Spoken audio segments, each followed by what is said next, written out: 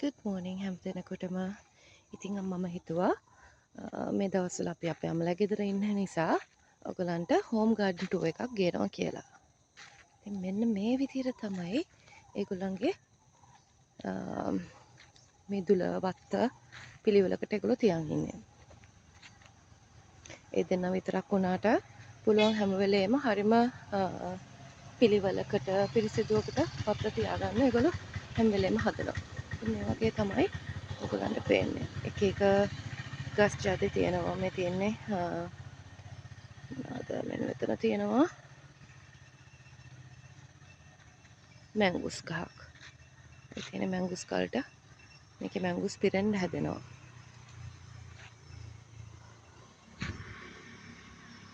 කරාබු නැටි ගස්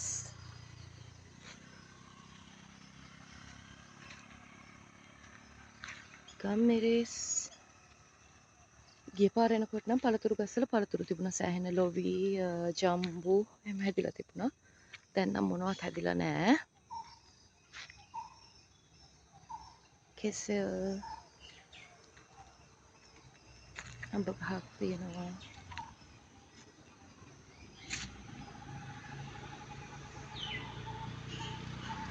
ඉස්සර ඉඳලම අම්මා ගොඩාක් හිටවන්නේ වත්තේ මෙන්න මේ වගේ මල් පිපෙන්නේ නැති, ඒ කියන්නේ මල් පිපෙන අඩුයි.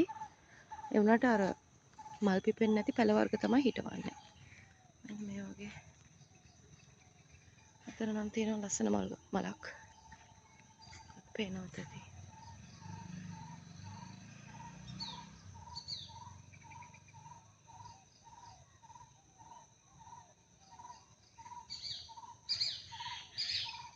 කුරුල්ලන්ගේ සද්ද.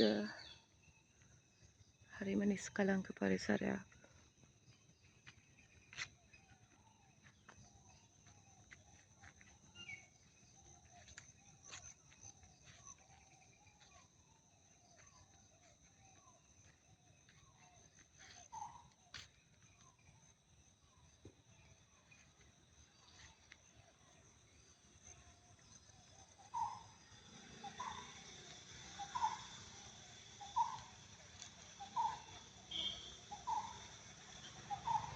එක කුරුල්ලන්ගේ සද්ද. ඔය වගේ තමයි පේන්නේ.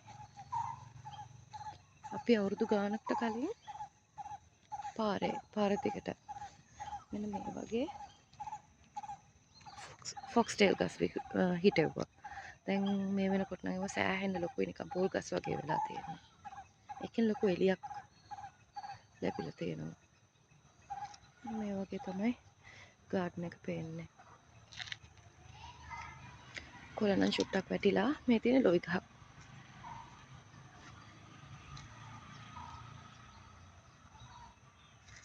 එහෙම ගේ වටේට මිදුල පේන්න තියෙනවා.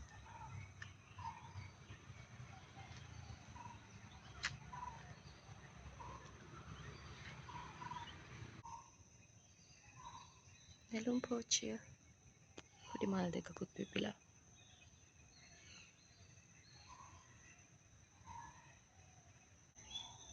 රම්බුටාන් ගස්, අඹ ගහක්. වත්තේ ගස්වල වැඩිපුරම ගෙදර ඉන්න මිනිස්සුන්ට වැඩිය පළතුරු කන්නේ කුරුල්ලෝ ටික.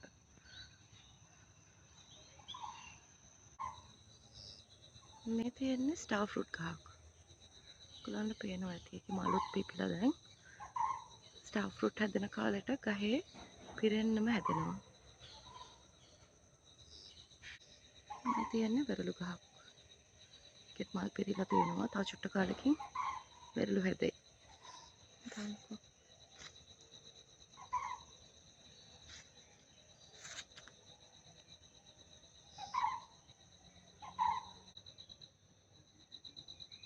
ජම්බු ගහක් ඔන්න ඔය වගේ තමයි තියෙන්නේ. පොඩි නාරං.